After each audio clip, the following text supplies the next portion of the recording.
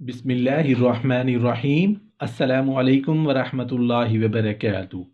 فرشتوں سے انسان کی حفاظت کا بیان۔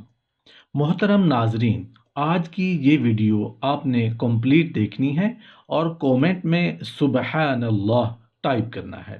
بحیثیت مسلمان ہمارا عقیدہ ہے کہ جو کچھ ہوتا ہے وہ اللہ کے حکم سے ہوتا ہے، اور جو نہیں ہوتا اس کام میں اللہ کا حکم نہیں ہوتا۔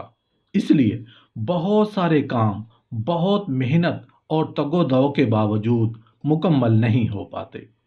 اس چیز سے تو یقیناً آپ ایگری کرتے ہیں نا؟ تو بس آج یہی چیز اس ویڈیو میں انشاءاللہ زیر بحث ہوگی۔ محترم ناظرین، فرشتوں کی ڈیوٹی ہر انسان پر مقرر ہے، اور وہ تمام انسانوں کی ہر وقت حفاظت کرتے رہتے ہیں۔ اگر ایسا نہ ہوتا تو جنات اور شیاطین انسان کی بوٹی بوٹی نوچ ڈالتے، ایذا دینے والے جانور انسانوں کو ختم کر کے رکھ دیتے۔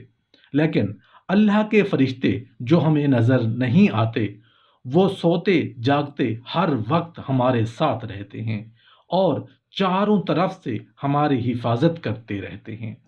فرشتے ہماری حفاظت کے علاوہ ایک اور کام بھی کرتے ہیں، وہ یہ کہ اچھے اچھے کاموں کی رغبت ہمارے دل میں ڈالتے ہیں۔ مثلاً آذان ہوئی تو فرشتے دل میں یہ رغبت ڈالیں گے کہ آذان ہو چکی ہے، نماز پڑھنا فرض ہے، اور باجماعت نماز پڑھنے کا بڑا ثواب ہے، اس لیے مسجد میں جا کر نماز ادا کرنی چاہیے۔ اسی طرح ہر اچھے کام کے کرنے کی طرف ہمارے دل میں رغبت اور شوق پیدا کرتے رہتے ہیں، اور ہر گناہ سے بچنے کا داعیہ پیدا کرتے رہتے ہیں۔ یہی وجہ ہے کہ ہر مومن اچھے کام کے موقع پر اپنے دل میں اچھائی کا جذبہ محسوس کرتا ہے، اور ہر برے کام کے موقع پر اس سے بچنے کا خیال بھی دل میں آتا ہے۔ جب چاہیں آپ اس چیز کا تجربہ کر کے دیکھ سکتے ہیں۔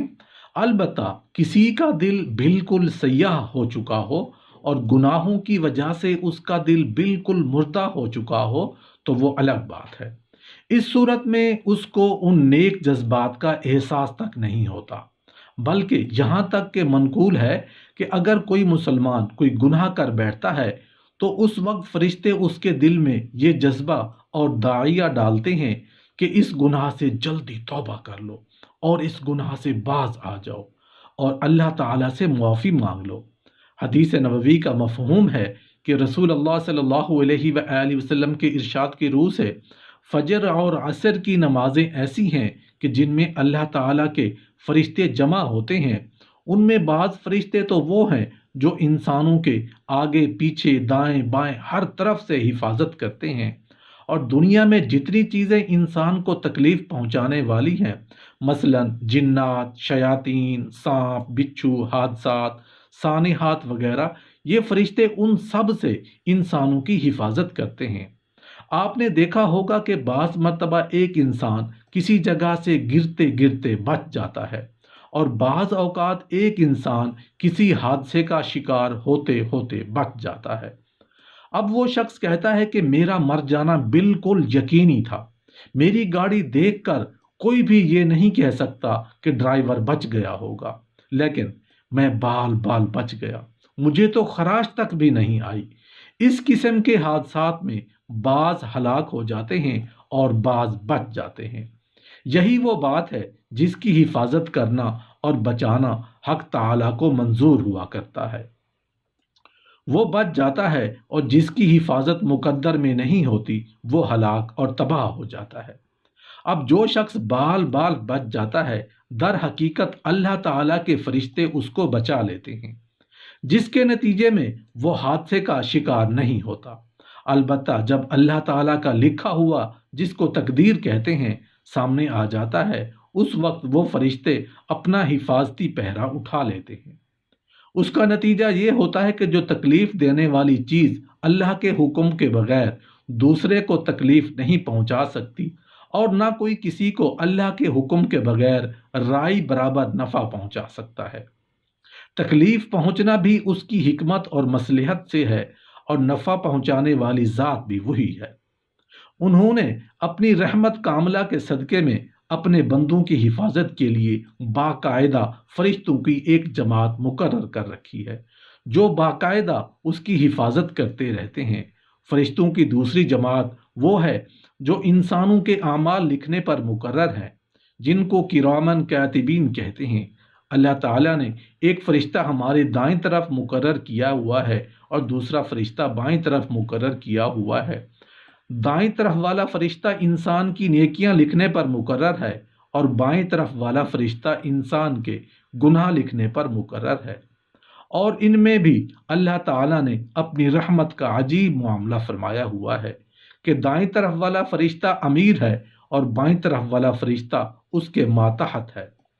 چنانچہ جب انسان کسی نیک کام کے کرنے کا پختہ ارادہ کر لیتا ہے تو دائیں طرف والا فرشتہ فوراً اس کی ایک نیکی لکھ دیتا ہے۔ کیونکہ وہ خود امیر اور حاکم ہے، اس لیے اس کو دوسرے فرشتے سے پوچھنے کی ضرورت نہیں، اور جب انسان ایک نیک عمل کرتا ہے تو یہ فرشتہ اس کے اعمال نامے میں کم از کم 10 نیکیاں لکھ دیتا ہے۔ پھر جس نیک عمل میں جتنا اخلاص بڑھتا جاتا ہے اور جب انسان کوئی گناہ کرنے کا ارادہ کرتا ہے تو اس وقت بائیں طرف والا فرشتہ دائیں طرف والے فرشتے سے پوچھتا ہے کہ اس انسان نے گناہ کرنے کا ارادہ کر لیا ہے، میں اس کا یہ گناہ لکھ لوں؟ کوشچن مارک ہے، لکھ لوں؟ تو دائیں طرف والا فرشتہ کہتا ہے کہ ابھی اس نے گناہ کہاں کیا، یعنی ابھی گناہ نہیں کیا، پھر بھی کوشچن مارک ہے، لہٰذا ابھی یہ گناہ مت لکھو۔ چونکہ بائیں طرف والا فرشتہ ماتحت ہے اس لیے اس کو اس کی بات ماننی پڑتی ہے، چنانچہ وہ گناہ نہیں لکھتا۔ اس کے بعد جب وہ انسان گناہ کو کر لیتا ہے تو پھر پوچھتا ہے اب تو اس نے گناہ کر لیا ہے، اب لکھ لوں؟ پھر بھی کوشچن مارک ہے۔ دائیں طرف والا فرشتہ کہتا ہے کہ ابھی مت لکھو اور جلدی مت کرو، ہو سکتا ہے کہ یہ توبہ کر لے۔ اگر توبہ کر لے گا تو تمہیں وہ گناہ مٹانا پڑے گا، اس لیے مٹانے سے بہتر ہے کہ تھوڑا سا انتظار کر لیا جائے، فوراً نہ لکھا جائے۔ اس کے بعد وہ فرشتہ اس کے دل میں یہ خیال ڈالتا ہے کہ تم نے یہ گناہ کیا ہے، بری بات ہے، گڑ گڑا کر توبہ کرو اور اللہ تعالیٰ سے معافی مانگو۔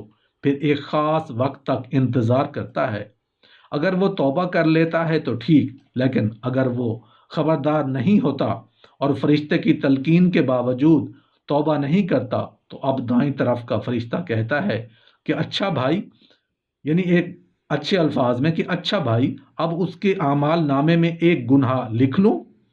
ایک سے زیادہ مت لکھنا۔ چنانچہ وہ فرشتہ ایک گناہ لکھ لیتا ہے۔ اللہ تعالیٰ کی اپنے بندوں پر کتنی عظیم رحمت ہے کہ وہ حقیقت میں اپنے بندوں کو معاف ہی کرنا چاہتے ہیں۔